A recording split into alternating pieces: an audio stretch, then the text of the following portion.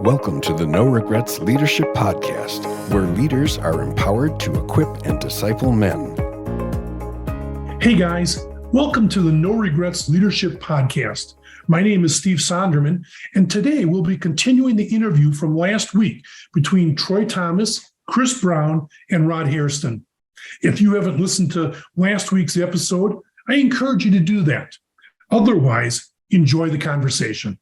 So what parts of scripture, what leaders, what books, what discoveries are you guys making these days that have really got you fired up, that are really exciting, and you want to maybe share it to our audience? Rod? I keep coming back to this because it's been such a big part of the journey for me these last 3 years. We went through a brutal exodus in our church just before COVID hit. Let me tell you something. I was so happy for COVID. Dude, I didn't want nobody to die, but I was like, man, I get to rest. I can be home. I can preach one sermon online, and I don't have to deal with some of these assholes. Excuse me, I'm sorry, y'all. We're friends. We just said it. We're friends. They're going to edit that out. Who come to church, right, and smile on your face, and they got all kinds of other crazy agendas. So anyway, but that took me on a journey of having to learn how to deal with my own anxiety. So it's not a book so much for me as it is the coaches that I've embraced, right, to help me become aware of my own blind spots and emotional holes. Wow. So for this last 3 years, man, it's been a journey. I'm free.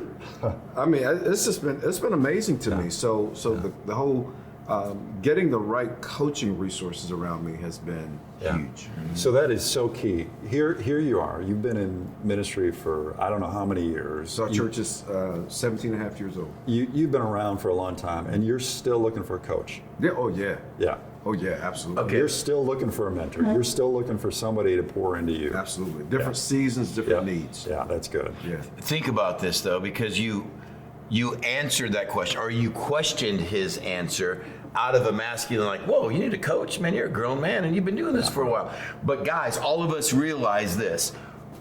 Who in our culture has the most professional coaches and the highest paid coaches? Right.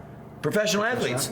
Yep. Your professional athletes have the best coaches and usually multiple. Yep. You get someone that's at the top of their game, they got 4 or 5 coaches that are working with them. Absolutely. And we got to understand that. It's not like, oh, I'm beyond coaching. You know, I had one when I was 17, but I got that straightened out. Okay, then you haven't grown. You know, the best thing you do, I learned with a coach. This question scared me because when you're like, what are you reading or what leaders? And I'm like, you lost me at reading. And leaders, like people always want to come and talk about celebrity pastors or leaders, and I'm like, I don't know that name. I don't know. I don't follow anybody. None. Dude, I like you, bro. I was paralyzed, but I was a campus pastor at a university talking about a fish out of water. I'm an academia, and I'm a youth pastor in an academic world, and it's just, I mean, no one's ever listened to me and walked away and said, man, that guy's a scholar. It's never been said. Many people walked away and said, I don't know if he went to school. And I'm like, I'll take that. So it was weird. And I remember being in the president's dining room when the president said, leaders are readers. And if you're not reading, you're not leading. And I didn't have the guts because I was 32 years old at that time to go, then I've never been a leader. But I knew it. He said something in my heart, and I knew I'm a poser. I'm an imposter. But I look at my track record and go, man, God's doing stuff. I don't read. And it's hard to pull thought out of text for me.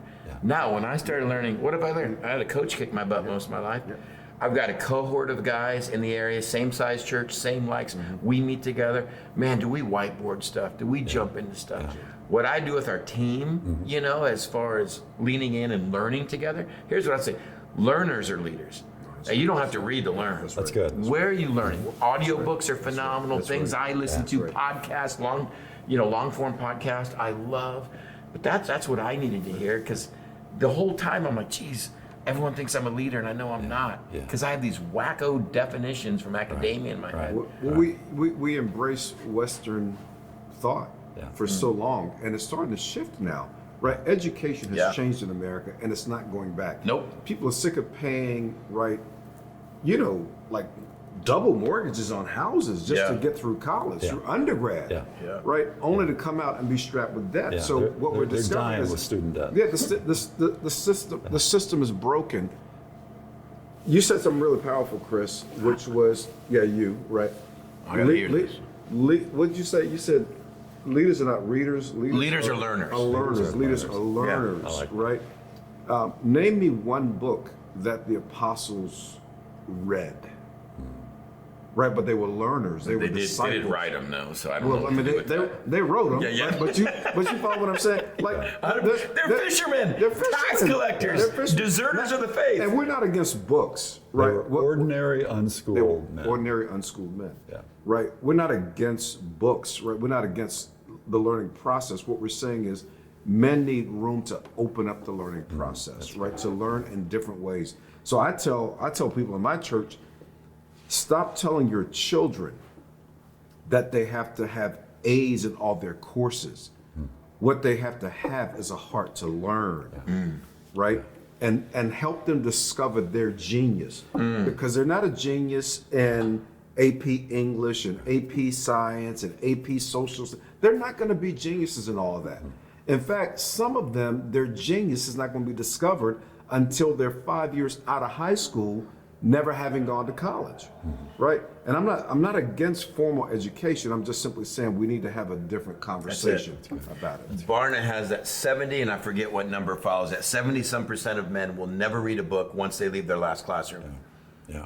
Yep. And I'm like, that's slightly more than half. That's a pretty good number of men. I'm not great at the math part either, but that's pretty high up there. And Listen. so what do we do in the church? We say, hey, here's a book. Here's a book. Go read it. Yeah. Listen, Ozzie Newsome, one of my dear friends and a guy I worked for many years, he's a member of my church, and I have so much respect for him. I used to give Ozzie, I met with Ozzie every week for 14 years, going through scripture. And I would give Ozzie a book, and he's a pastor, I don't read. But they called him the wizard. The wizard. Yeah. Because his genius is in another place that Coach Wooden couldn't really put in a book. Yeah, that's a great illustration. Good. That's good. After he made his decision that he's really done, he's not going back, Tom Brady called me, and he wanted to know, hey, with my life, I can't even finish that story. I don't have enough. I don't know. You had me for a second. I did, Chris. but I was You did. I was right there. I was you right don't there. understand. He mentioned Brady. Ozzie Newsome. I'm like, I had his card. Like Ozzie Newsome. All right, I got one more round. Are you guys ready for one more round? We got Absolutely. Okay. Ministry, as you guys know, can be rough on a marriage. Sure. Yeah. So what do you guys do to keep your marriages strong and vibrant? And what advice can you give those leaders who are watching, listening, on maintaining their marriage and focusing on the right I can't tell things? y'all everything I do. We're doing dinner afterwards. I want Ozzie Newsome story and something else I forgot what I was going to ask you about, but something else came Something up. about Tom Brady. Man, let me, I don't know that I have a recipe necessarily. Yeah. But I try to honor my wife, Yeah. right? We don't have we got, we try to date just all the time, right? Sometimes it's really special dates, right? Sometimes it's like, hey, let's run to the store, and this is a date, right?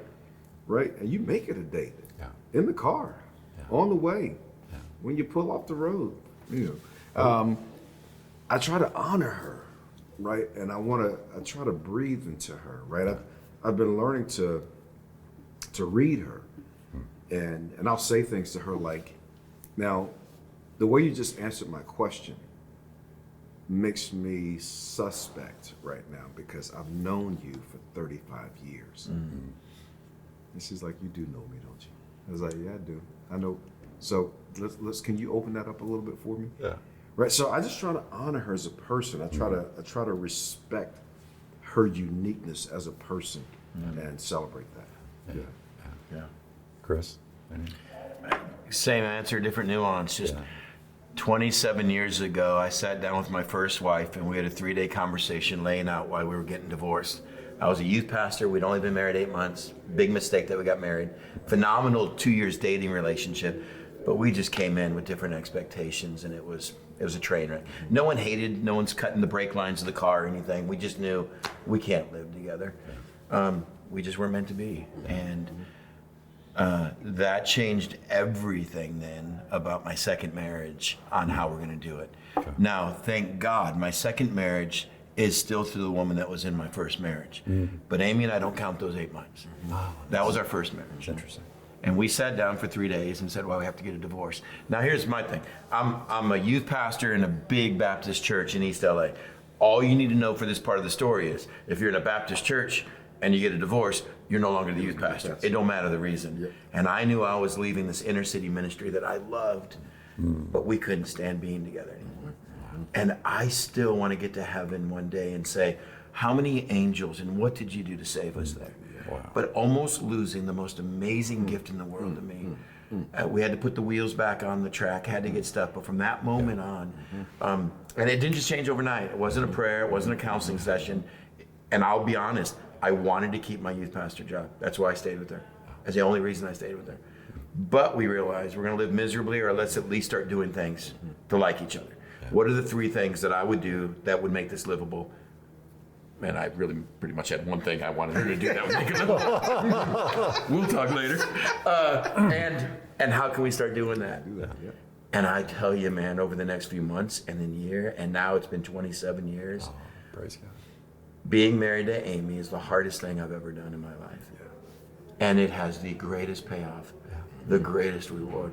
I love running home to that one. Yeah, man. Wow. I don't like being gone anymore. And I'm not that kind of guy. I'm not a loving guy. But man, has it paid off. But it was making that a priority. I did it for the wrong reasons. I got to stay with you because I love these inner city kids that I'm working with. So I'm going to start working on what I do to stay with you, just so I can keep my job. And little did I know that was the secret to Ephesians 5. Submit to one another. I started submitting and meeting her expectations. She started meeting mine. I'm like, this wasn't bad. And it's like, it's okay. And then it's like, I'll leave any ministry for this chick. And I love that my girlfriend's my wife, but if you're not intentional, you're dead. Everything in this life is set up to hurt your marriage. Everything in this life is set up to detract a man from that love, from that lust, from the image of his wife, everything. So if you're not working hard against it, you're losing the battle. And I think that's what COVID showed. We took away all the things I could go, all the entertainment, all the things I could mesmerize myself, and now I'm looking at her going, how many months are we staying together? And it showed the cracks in marriages. And that's where my kids were older, so that's different. If I had to stay home with little kids and we had to watch Frozen 10 times a day, COVID would have been terrible. But my kids were teenagers. When as long as you can be earthy, I'll be a little earthy. We sat and said, all right, mandatory. I mean, you had Emperor Newsom in California. They shut down the state. Like, you go outside, there's red dots on you. You're like, I'm back in. And so sat down with the kids and said, well, it's mandatory. We got to stay inside for a couple of weeks. What do we do? And movie night. And I'm like, how do we pick movies? And I'm like, look, I'm going to show you one. You're going to start Dad's favorite, so at least I get one in here, John Wick. Well, we watched John Wick 1, 2, 3, then we did all the Bourne Identity, and I'm like, if this is COVID with, grown teenagers, I had the time of my life. I didn't realize how much I just needed to breathe. Now, I know that's because where our marriage was and the age of my kids. It's not for everybody. But that was also proof of, man, if we worked hard in our marriage, that I'll be shut in with you for weeks, babe. Wow. We, if I can say this, we want marriage as men. We don't know that marriage requires intimacy. And we mistake intimacy for sexual pleasure. And the two are not necessarily always the same. All right. And if you prize intimacy with your wife, she'll always know it. I don't care what you're doing in ministry. Right? Because if she knows you want to be close to her, she's good. Right? But if she feels like you want to be close to everything else, including your ministry. So I told my church years ago, early on, I said, listen, this was good before I got here. This is going to be good when I leave. If you mess with her, you got a problem. It set the table. My church has loved the marriage that they get because we prioritize one another. And it's that pursuit of intimacy. It's what we both want. I will fake intimacy to get sexual pleasure. She will fake sexual pleasure to hopefully have intimacy. We both want intimacy. We come at it from different angles. But if we learn, man, this is what we're both craving here. We come at it, that analogy just has too many euphemisms in it. We come at it from different angles, but that's what we want. I want togetherness. I just don't know how to get it in my life because it's never been modeled. I'm afraid. Sure. And that's intimacy is intimacy. And I don't let people see into me, even her. And it was so hard for this West Texas thick-headed, hard-hearted dude to start being open with, hey, here's what I feel when I get these emails. And I'm like, I don't want to die. And it was nothing about her. I have an inability to be open with the deep things of my nature because no one's ever said, hey, you can do that. And no one's ever treated it the way, if you did come out, that it needed to be a safe person, a safe place. But man, when you have that, then you have a home to run to. And amazingly, then I love doing intimacy, even if there's no sexual thing. And Amy loves doing sexual, because now you're both meeting each other's needs. Well, That's Chris different than- and Rod, this has been amazing. Great discussion. I've got one more question for you. You said that last question. Just one. This is the bonus. Okay. This is the bonus question, and it is, we've had you here before, and you've come back. What do you like about No Regrets? Why do you say yes when we invite you? Men. That's Man. easy. Men. Man, you're getting men together.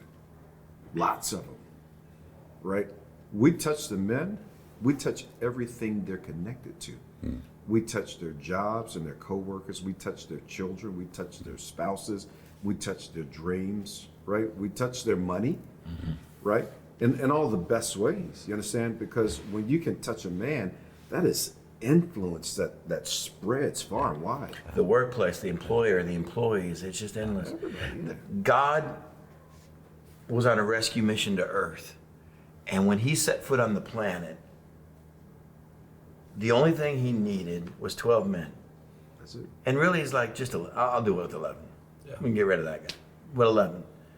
That was the tools. That was the resources. And he lived in relationship with these men until they caught it.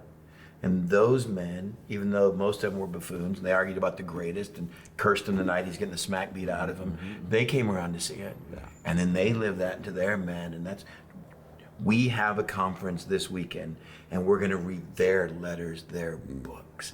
That's the power of reaching a man. That's it. And so when you guys call, I go, oh, 6 degrees. I'm from San Diego. It's 6 degrees in Milwaukee.